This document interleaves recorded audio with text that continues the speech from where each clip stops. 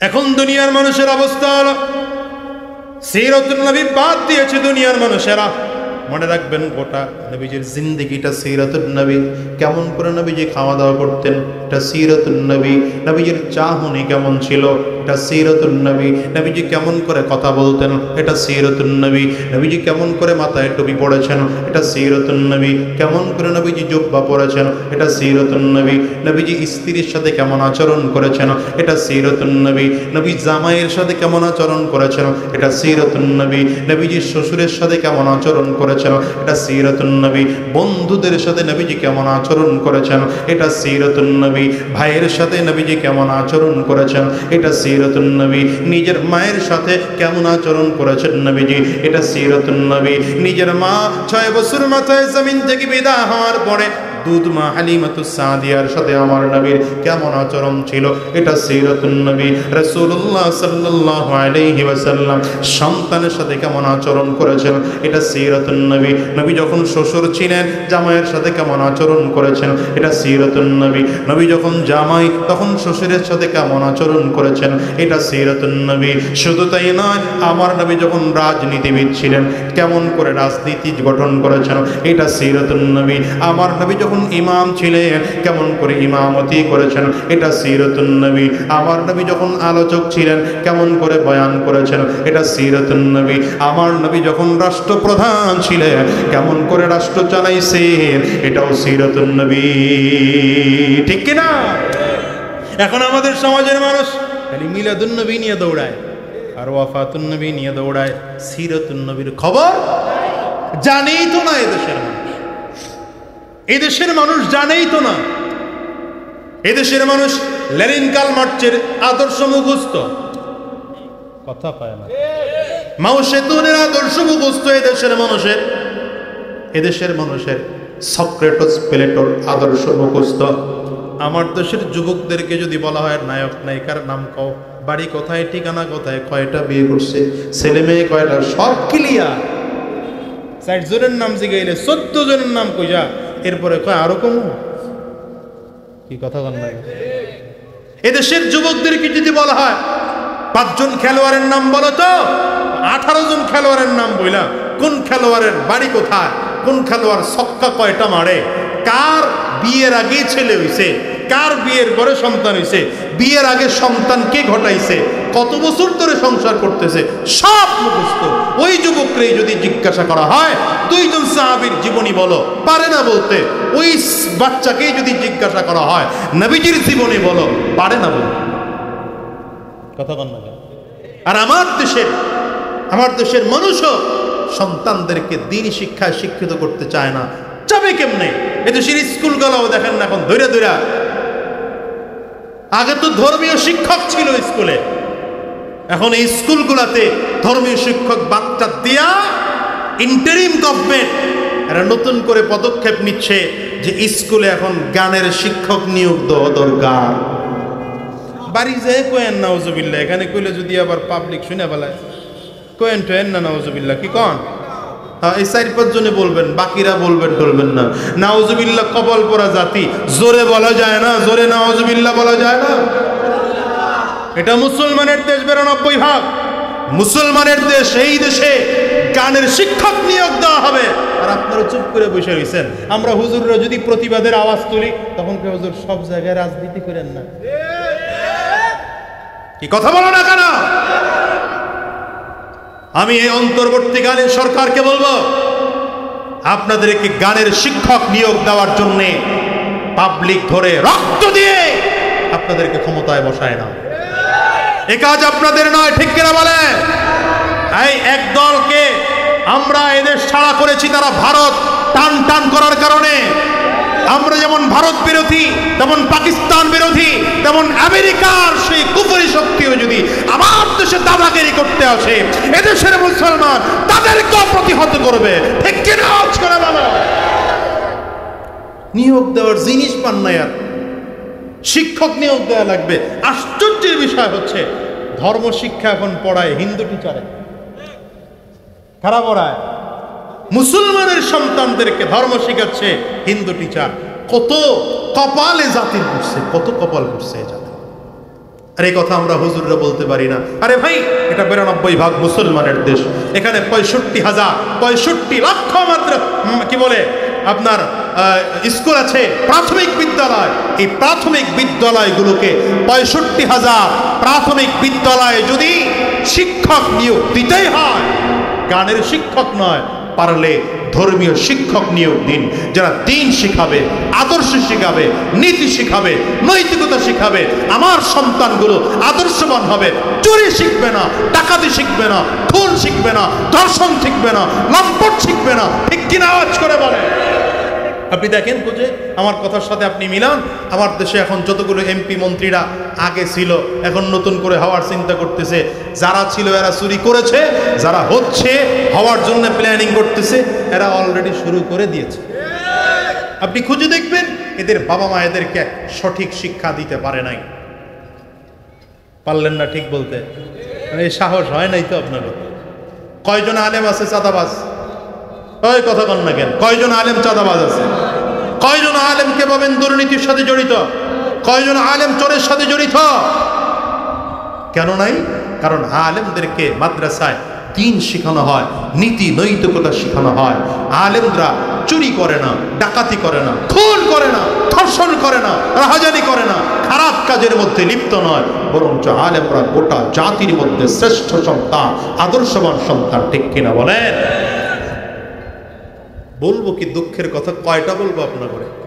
অথচ ইসলামের মূল কাজ ছিল আমার ছোট ছোট বাচ্চাদেরকে নবীর পরিচয় দেওয়া হবে, আল্লাহর পরিচয় দেওয়া হবে, দ্বীনের কথা বলা হবে।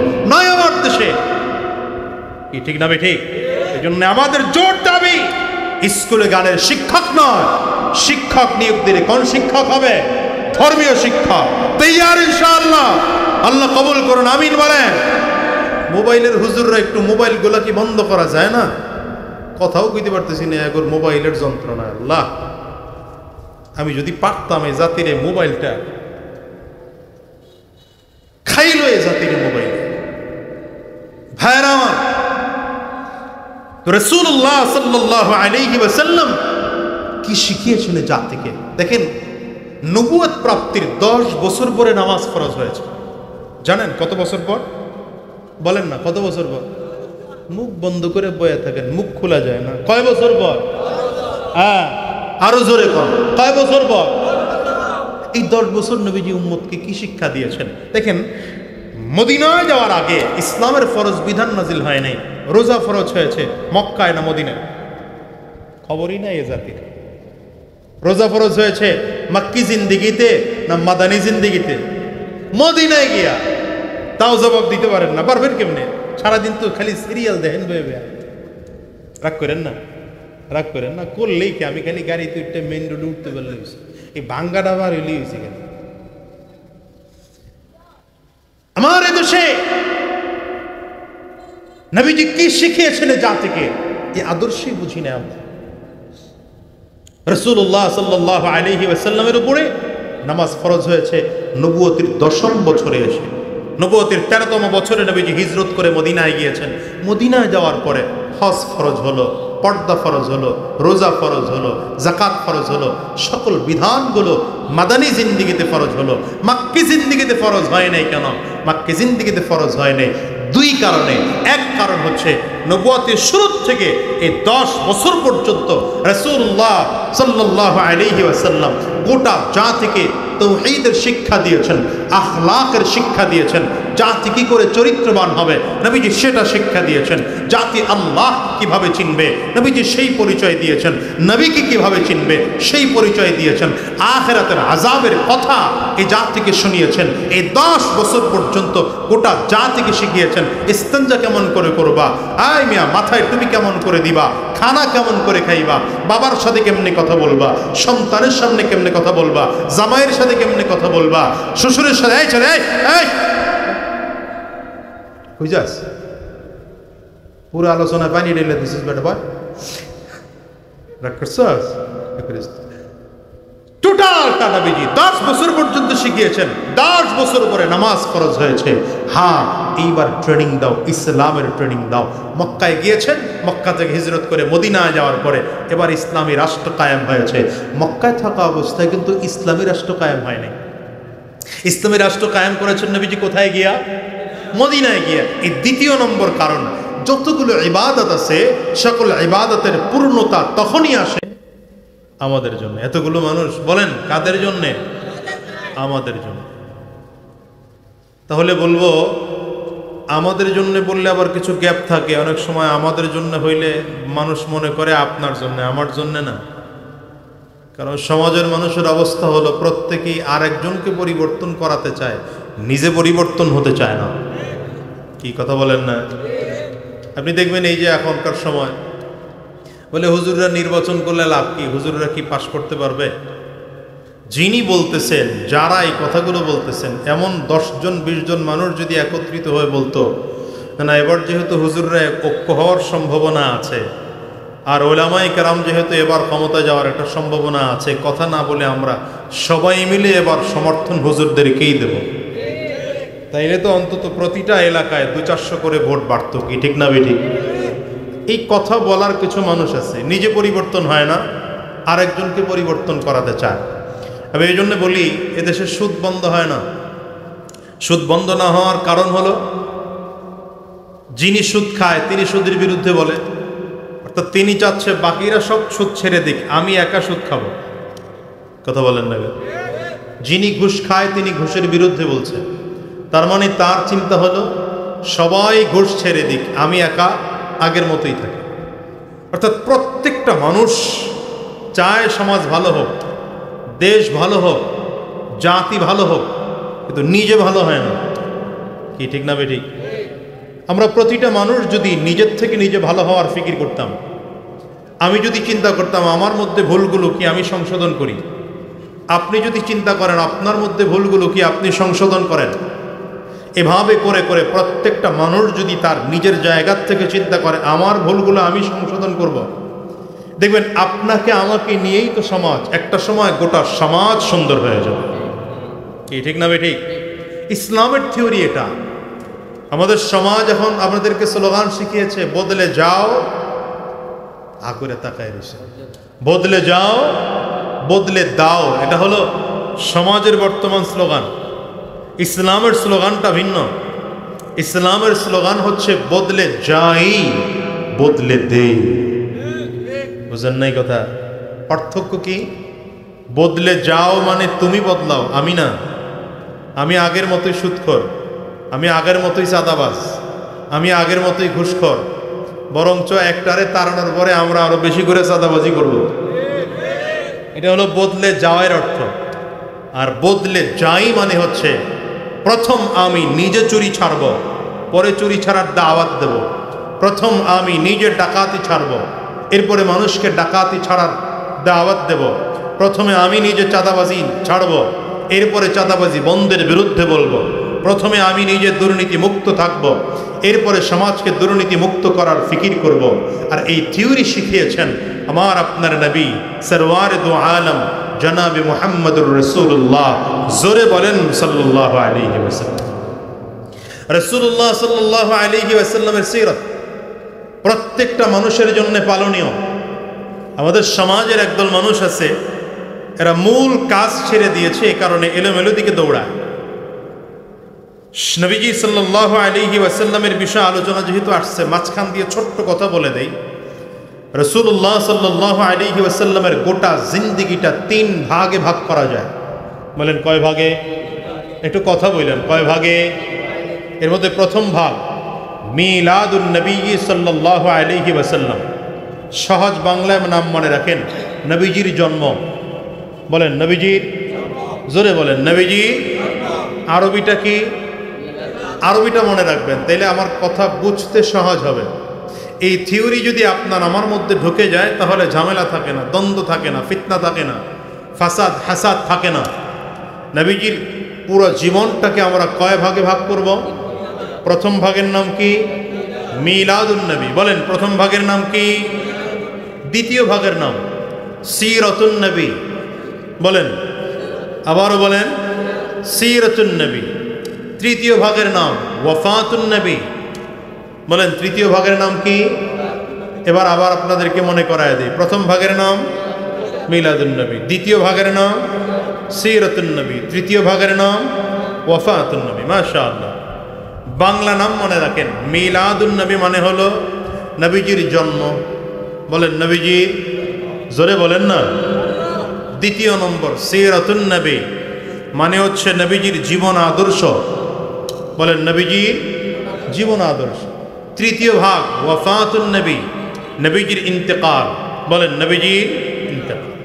এবার আরেকটু সহজে বুঝাই, তিনটা জিনিস ক্লিয়ার হলে মিলাদুন নবী, নবীজির জন্ম। বলেন তো নবীজির জন্ম কয় দিনের ব্যাপার? কয় দিনের?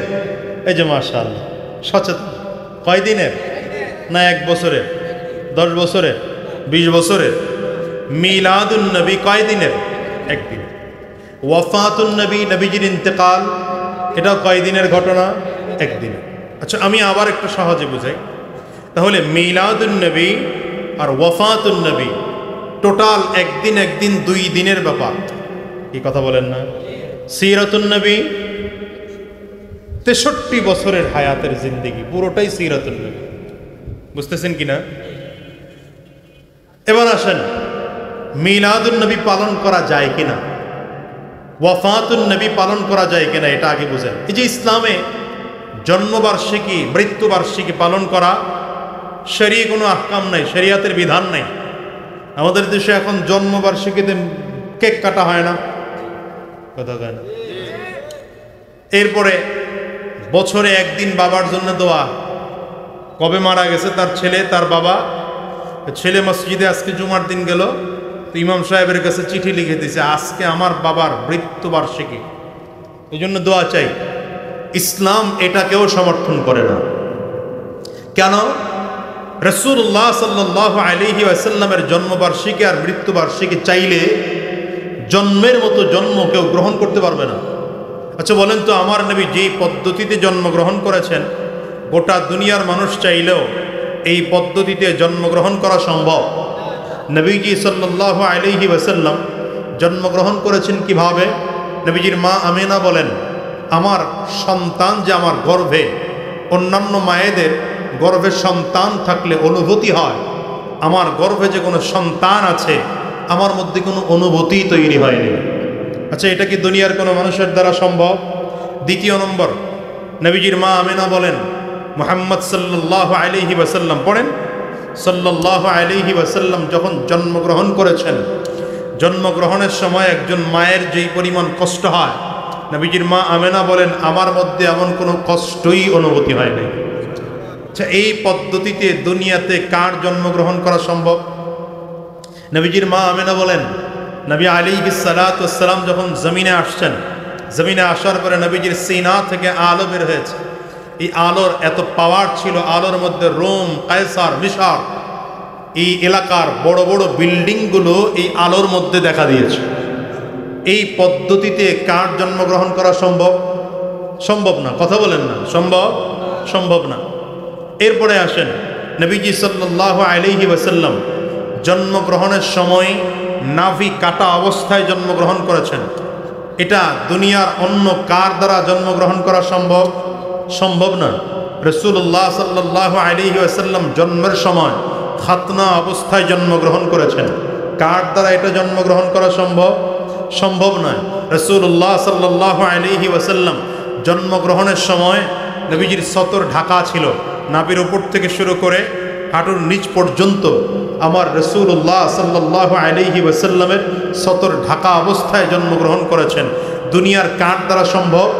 রাসূলুল্লাহ সাল্লাল্লাহু আলাইহি ওয়াসাল্লাম জন্মগ্রহণ করার পরেই অবয়ব আকৃতি এমন ছিল, নাক আর কপালটা জমিনে, হাতটা জমিনে এমনভাবে রেখেছেন মনে হয় নবীজি সাল্লাল্লাহু আলাইহি ওয়াসাল্লাম সাজদার মধ্যে আছেন।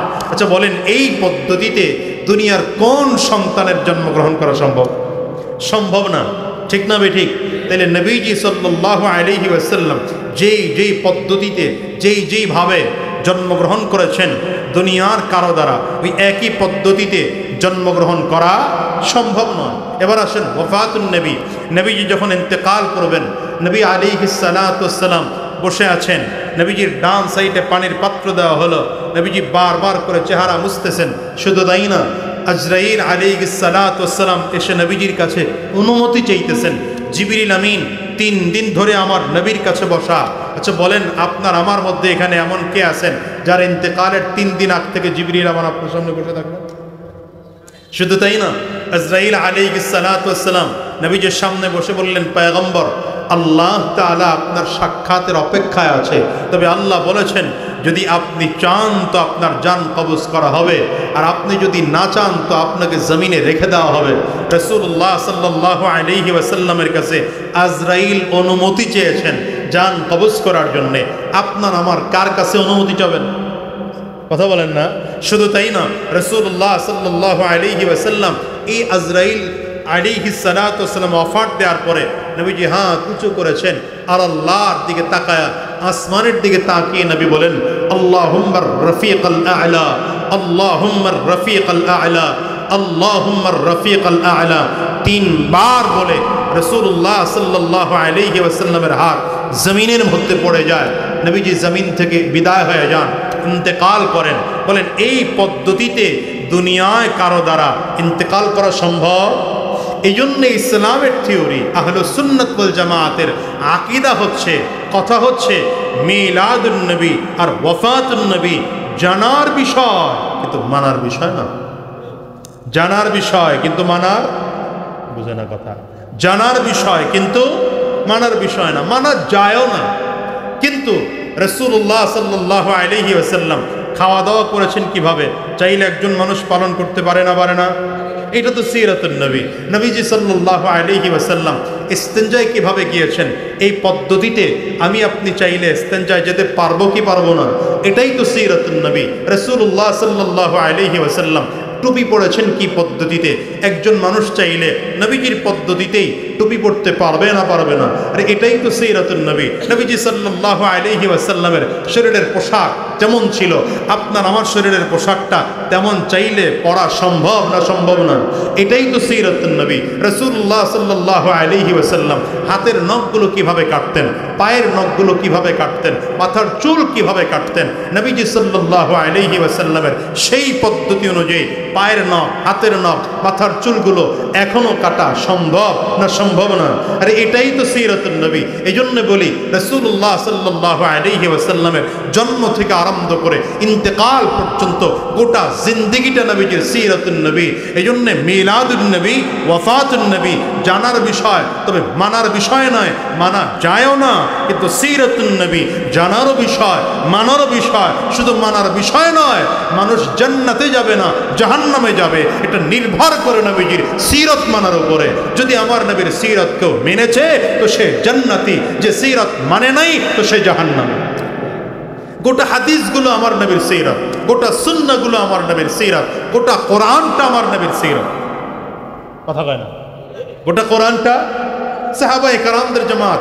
নবীজির ইন্তেকালের পরে আম্মা জান আয়েশা সিদ্দিকা রাদিয়াল্লাহু আনহার কাছে গিয়ে প্রশ্ন করেন, কাইফা কানা খুলুকুন নবী সাল্লাল্লাহু আলাইহি ওয়াসাল্লাম, কাইফা কানা খুলুকুন নবী সাল্লাল্লাহু আলাইহি ওয়াসাল্লাম। আম্মা জান, নবীজির আখলাক কেমন ছিল, চরিত্র কেমন ছিল? পয়গম্বর আরবি সাল্লাল্লাহু আলাইহি ওয়াসাল্লামের সাহাবায়ে কেরাম প্রশ্ন করলেন। আম্মা জান পাল্টা জবাব দেন সাহাবায়ে কেরামদেরকে, আফাতাকরাউনাল কুরআন, এ সাহাবীরা তোমরা কি কোরআন পড়ো না? সাহাবায়ে কেরাম বললেন, বালা, অবশ্যই আমরা কোরআন পড়ি। পয়গম্বর আরবির স্ত্রী আম্মা জান আয়েশা সিদ্দিকা রাদিয়াল্লাহু আনহা ডেকে বলেন, নবীর সাহাবীরা যদি কোরআন পড়ে থাকো তাইলে জবাব নিয়ে নাও, কানা খুলুকুল কুরআন। আমার নবীর আখলাক জানতে চাও, কুরআনুল কারীম যা, আমার নবীর আখলাক ঠিক তা।